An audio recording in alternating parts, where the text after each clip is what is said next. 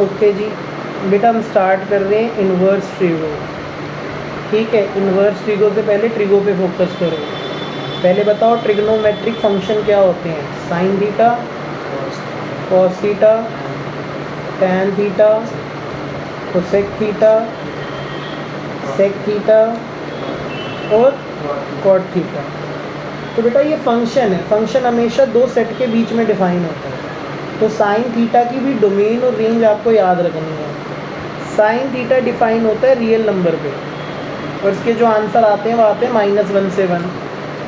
Cos theta भी define होता है रियल पे, इसके भी जो आंसर आते हैं वो आते हैं -1 से 1।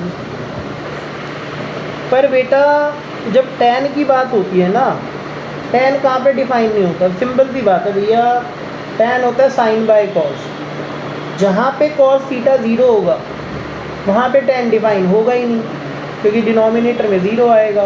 तो कॉस थीटा कहाँ पे 0 होता है? कॉस थीटा हमेशा ऑड मल्टीपल ऑफ π/2 पे 0 होता है। मतलब तुम टैन को पूरे रियल पे डिफाइन कर सकते हो, सिर्फ क्या हटा दो, वो एंगल हटा दो जो क्या है, ऑड मल्टीपल ऑफ π/2। किसके मल्टीपल है बेटा? ऑड π/2 पे। जैसे देखो tan 90 डिफाइन नहीं होता, tan 270 डिफाइन नहीं होता, क्योंकि वहाँ पे cos 0 होता है और डिनोमिनेटर में 0 आएगा तो फंक्शन नॉट डिफाइंड हो जाएगा। और इसका आंसर आता है बेटा पूरा रियल। ठीक है, ये r माइनस समथिंग से लेके ये जो ऑड मल्टीपल ऑफ π/2 है r तक डिफाइन होता है। ऐसे बेटा आपको कोसेक क्या कहते हैं, ऐसे ही आपको कोसेक भी पता होना चाहिए कि कोसेक की डोमेन और रेंज क्या होती है। तो मेरी बात सुनो बड़े ध्यान से। अब हम बात करेंगे कोसेक की। भाई कोसेक किसका रेसिप्रोकल होता है? साइन का। तो 1/sin हुआ। साइन थीटा जहाँ जहाँ पे 0 होता है वहाँ पे कोसेक डिफाइन नहीं होगा। साइन थीटा कहाँ 0 होता है? n पाई पे, मतलब 1 पाई 2 पाई 3 पाई और 0 पे ये हमेशा क्या होता है बेटा? नॉट डिफाइंड होता है। तो इसकी जो बेटा आपकी डोमेन और रेंज है वो ध्यान से देखना। कोसेक पूरे रियल पे डिफाइन होता है, सिर्फ पाई के मल्टीपल पे डिफाइन नहीं होता। तो हटा दो x such that x is equal to n pi. और n क्या इंटीजर है दोनों केसेस में, नेचुरल नहीं है, क्योंकि 0 भी लिखा जाता है यहाँ पे। ठीक है, इधर बात समझ आई, इसमें कोई परेशानी है। और इसका आंसर भी हमेशा कहाँ तक आता है? रियल तक आता है। अब अगर मैं सीकेंड की बात करूँ, सेक की, भाई सेक किसका रेसिप्रोकल है? कॉस का। तो कॉस जहाँ जहाँ पे 0 होता है वहाँ पे डिफाइन नहीं होता, तो यही वाली होगी ना एज इट इज सेम जो इसकी थी टैन की। तो ये हो गया r minus x such that x is 2n + 1 π/2। और इसका आंसर आता है बेटा कहाँ तक? r -1 से 1 तक। -1 से 1 के बीच के इंटरवल के आंसर नहीं आते बेटा। क्या ये बात समझ आई है? हाँ या ना?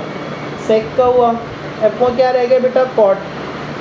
कॉट कहाँ पे डिफाइन नहीं होगा? कॉट होता है कॉस बाय साइन, क्या 1/tan जो मर्जी लिख लो, हम कॉस बाय साइन ले लेते हैं। जहाँ जहाँ पे साइन होता है वहाँ पे कॉट डिफाइन नहीं होता ना।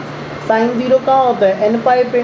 तो इसकी भी बेटा डोमेन क्या होगी? r minus x such that x is equal to n pi. n belongs to integer. इसकी रेंज क्या होती है? -1 से 1। तो बच्चे ये चीज़ ना आपको याद रखनी है कि साइन थीटा की डोमेन रियल होती है, कॉस थीटा उसको रट्टा लगाने की ज़रूरत नहीं है। मैंने बताया टैन क्या होता है? Sine by cos. जहाँ जहाँ पे कॉस है वो हटा दो। ठीक है, आगे चलते हैं बेटा। ये तो था बेटा हमारा ट्रिग्नोमेट्रिक फंक्शन। अब बेसिकली किसी भी फंक्शन का इन्वर्स कब एग्जिस्ट करता है?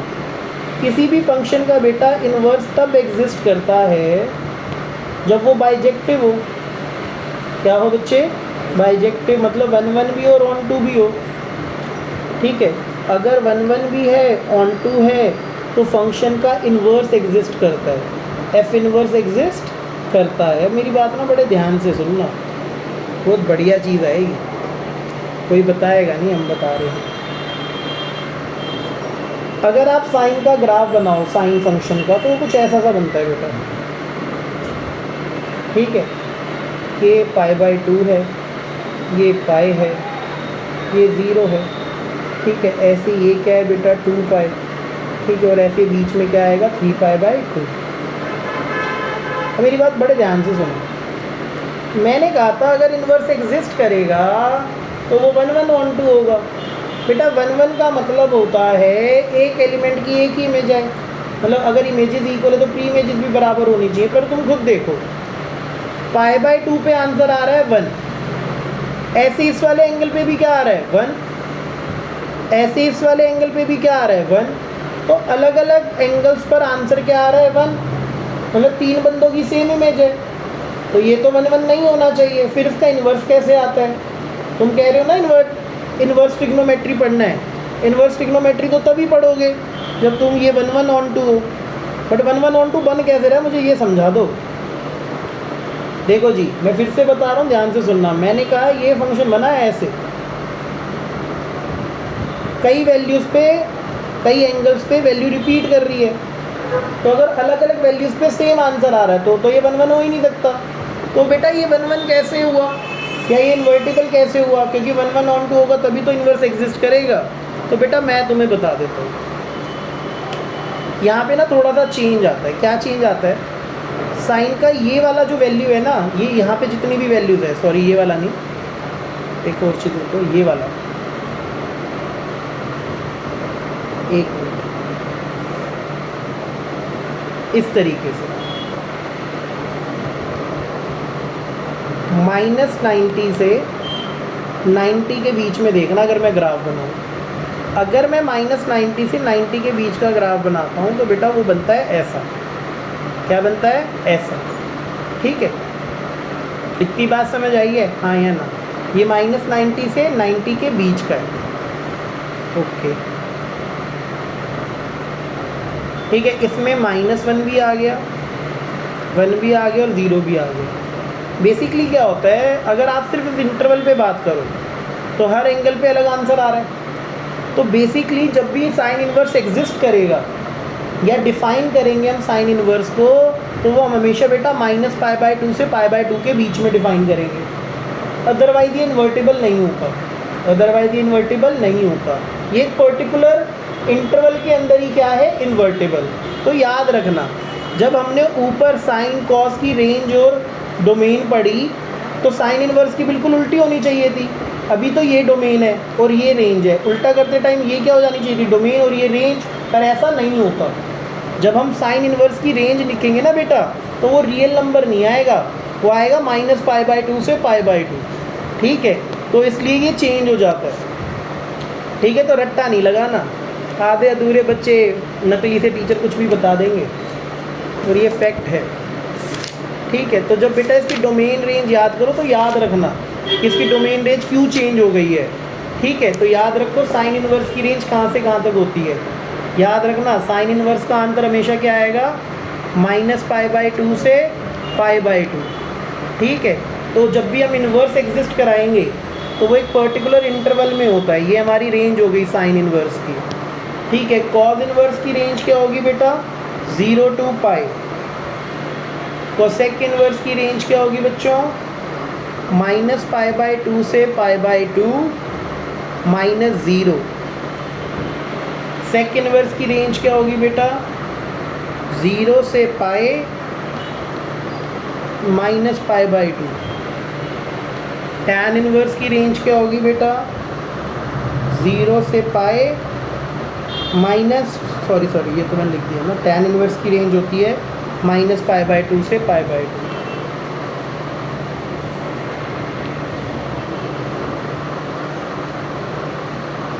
क्या ये बात समझ आई है? आपको रेंज याद रखना बहुत ज़रूरी है। ठीक है, डोमेन भी याद रखनी है वैसे तो इसकी। डोमेन देखो क्या है, वही जो पिछली बार रेंज बना हुआ था वो डोमेन बन जाएगा, वो बिल्कुल सेम रहता है। -1 से 1, r -1 -1 से 1, r -1 से 1, r और r। देखो जब हम sine cos sec cosec sec और टैन और कॉट डिफाइन किया था तो ये सारी चीज़ें क्या थी? रेंज। और तो जब हमने इन्वर्स डिफाइन किया तो रेंज क्या बन गई? डोमेन। ठीक है, बट अब रेंज में फ़र्क आया, जो पहले डोमेन थी वो अब रेंज नहीं बनी है, क्योंकि अगर मैं लिख देता तो वो इन्वर्टेबल नहीं रहता। तो ये हमारी रेंज है बेटा। ये दोनों चीज़ें याद रखनी है, क्योंकि जो पहली एक्सरसाइज है ना प्रिंसिपल सोल्यूशन की, उसकी वैल्यू हमेशा रेंज के अंदर आनी चाहिए। अगर माँ बाप ने पैसे दिए 4000 रुपये, तो 4000 के अंदर अंदर ही कपड़े खरीदने हैं, 5000 के पसंद करके नहीं आ जाओगे, क्योंकि वो रेंज के बाहर चला जाएगा। ठीक है, तो अब ध्यान से देखना। इसके अलावा कुछ और चीज़ें भी सिखा रहा हूँ। लोग अलग तरीके से कराते हैं, प्रिंसिपल वैल्यू मैं अलग से कराता हूँ भाई। याद रखना, साइन इनवर्स के अंदर नेगेटिव हो तो उसका नेगेटिव बाहर आ जाता है, टैन इनवर्स के अंदर नेगेटिव हो तो उसका नेगेटिव भी बाहर आ जाता है, कोसेक इनवर्स के अंदर नेगेटिव हो तो उसका नेगेटिव भी बाहर आ जाता है। पर अगर कॉट इनवर्स के अंदर नेगेटिव है तो वो हो जाता है pi minus cot inverse x. Cos inverse के अंदर नेगेटिव है तो हो जाता है pi minus cos inverse x. अगर सेक इनवर्स के अंदर नेगेटिव है तो वो हो जाता है pi minus sec inverse x. इतनी बात समझ आई है? अब आगे देखो ज़रा। कल को भैया ये क्वेश्चन आ गया, find the principal value of sine inverse minus 1/2। मैंने याद कर रखा है, साइन इनवर्स में नेगेटिव हो तो उसका नेगेटिव बाहर आ जाता है। मेरे मित्रों, मेरी बात ना बड़े ध्यान से सुनना। अब मैं आपको एक चीज़ सिखाता हूँ, ऑलरेडी तुम्हें पता होगी, नहीं भी पता तो सुनो। मान लो साइन एक फंक्शन है जो π/2 को कहाँ लेकर गया, 1 पे। साइन 90 की वैल्यू 1 होती है ना। अब जब मैंने इन्वर्स डिफाइन किया तो साइन इन्वर्स 1 को वापस कहाँ ले आएगा, π/2 पे। मतलब π/2 को 1 पर लेकर गया साइन, पर जब इन्वर्स डिफाइन किया तो 1 को वापस कहाँ ले आया, π/2 पे। तो याद रखना, जब भी साइन और साइन इन्वर्स साथ साथ लग रहे हों तो ये बेसिकली आइडेंटिटी फंक्शन बना लेते हैं, तो x का x ही आएगा। कुछ मूर्ख बच्चे इसको काट के दिखाते हैं, वो नहीं करना, इसको काट के दिखाना नहीं है।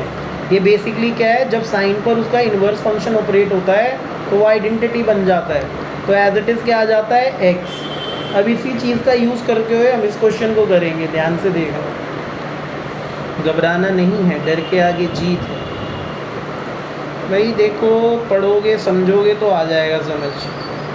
पर कुछ बच्चे ऐसे होते हैं, पढ़ना है नहीं, करना है नहीं, फिर बाद में बुराइयां देनी है, फिर हमें तो नंबर अच्छे चाहिए थे। वो नहीं हो सकता बेटा, पढ़ाई ना करो तो नंबर तो आ ही नहीं सकते ऐसे। ये कोई छोटा मोटा सब्जेक्ट तो है नहीं, रट्टा लगा लो इको की तरह, वो नहीं हो सकता जी इसमें। ठीक है, ध्यान से देखो ज़रा। ये आ गया माइनस साइन इनवर्स हाफ। मैं कह रहा हूँ साइन इनवर्स हटाना है तो अंदर साइन आना चाहिए। साइन हाफ कहाँ पर होता है, किस एंगल पर, सोचो। बच्चा कहता है 30 मतलब π/6, तो साइन इनवर्स से साइन हट गया, क्या आंसर आ गया, -π/6। अब देखो साइन इनवर्स की रेंज क्या होती है, साइन इनवर्स की रेंज होती है -π/2 टू π/2। क्या ये -90 से 90 के बीच में आ रहा है, आ रहा है, तो ये मेरा आंसर करेक्ट है। क्या ये बात समझ आई? आगे चलो। कल को एक और क्वेश्चन आ गया जी, tan इनवर्स -1। मैंने कहा था tan इनवर्स में नेगेटिव हो तो उसका नेगेटिव बाहर आ जाता है। बाहर tan इनवर्स है तो अंदर क्या होना चाहिए, tan 1 कब होता है, π/4। tan इनवर्स से tan ऑपरेट हुआ, क्या हो गया, π/4। सुनो जी, ये क्वेश्चन तब तक आसान है जब तक मेरा आंसर रेंज के अंदर आ रहा है, बट अगर आंसर रेंज के बाहर जाएगा तो थोड़े से चेंजेस करने पड़ेंगे, वो मैं बताऊँगा। ठीक है, ओके। जैसे रेंज कर लो -1। अब देखो tan की रेंज होती है -π/2 से π/2, tan इनवर्स की -π/2 से π/2, यही होती है ना tan इनवर्स की रेंज। ठीक है, मतलब -90 और +90 के बीच में, तो बेटा -45 -90 और +90 के बीच में ही तो आता है, तो रेंज के अंदर हुआ ना ये। जो रेंज के बाहर आएगा मैं खुद बता दूंगा भाई, कोई परेशानी लेने वाली बात नहीं है। पर वैसे अब सारे हो जाएंगे, ऐसी कोई परेशानी आती नहीं है। कल को ये आ गया भाई, कॉज इनवर्स -1/√2, तो मैंने सिखा ही दिया था, कॉज के अंदर नेगेटिव हो तो उसको लिखते हैं पाई माइनस कॉज इनवर्स 1/√2।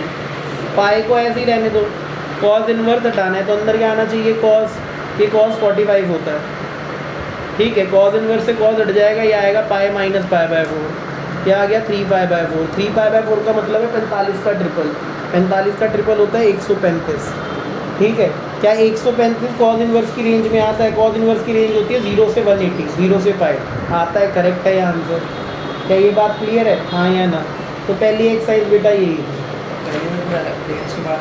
हाँ, अगर कोई आएगी तो मुझे बता दियो, ठीक है, तुम्हें एक आधी तो होगी, पर वैसे इससे सारे हो जाते हैं, कोई परेशानी होती नहीं। ठीक है, आगे चलते हैं। ये पुराना एडिशन है, नया एडिशन?